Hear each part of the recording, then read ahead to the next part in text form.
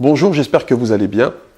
Alors aujourd'hui, le coup de cœur livre que j'ai choisi, c'est L'orientalisme d'Edouard Saïd. Donc le titre, c'est L'orientalisme. Alors, Edouard Saïd, c'est un professeur de littérature comparée, d'origine palestinienne, qui a écrit un livre monumental dans les années 60, 70.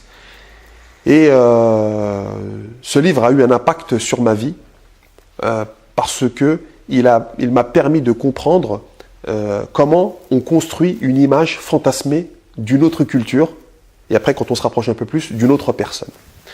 Et c'est très important parce qu'on est dans un environnement aujourd'hui où il y a un brassage de culture, il y a des différences entre les gens, on voit des couleurs différentes, des expressions différentes, des façons de penser différentes. Et ce livre, pour moi, est un outil qui est fondamental parce qu'il décortique des mécanismes tout simplement qu'on a appris à l'école ou dans notre environnement ou par rapport à la famille. Et ces mécanismes-là, quand on les comprend, on arrive à comprendre l'image qu'on a construite sur une culture ou sur des personnes. Donc Edouard Saïd nous explique, à travers l'orientalisme, comment l'Occident a forgé une image fantasmée de l'Orient, de la culture arabe précisément. Donc lui, c'est un arabe, Edouard Saïd, chrétien palestinien, qui était professeur à l'université de Columbia et docteur honoris causa de plusieurs universités occidentales et à travers le monde.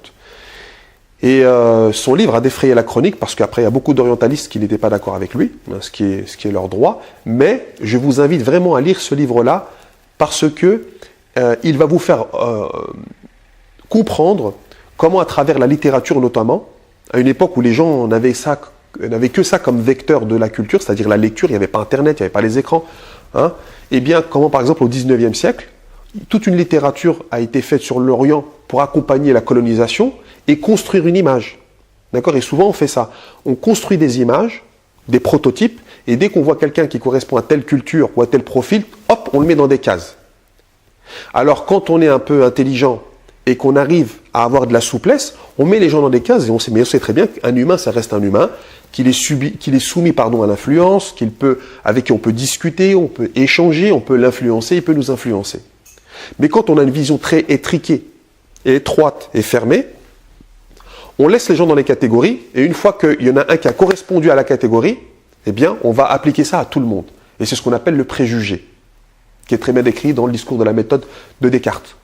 Alors nous, ce qui est intéressant, c'est de casser les préjugés et de considérer l'humain comme un être humain à part entière, comme un individu qui a un matériel aussi bien génétique dans la biologie, mais qui a aussi un matériel émotionnel, un matériel émotif, et avec ça, on est capable de l'influencer, il est capable lui aussi en retour de nous influencer, de changer ce qu'on pense sur lui, et nous de changer ce qu'on pense sur lui, et lui de changer ce qu'il pense sur nous.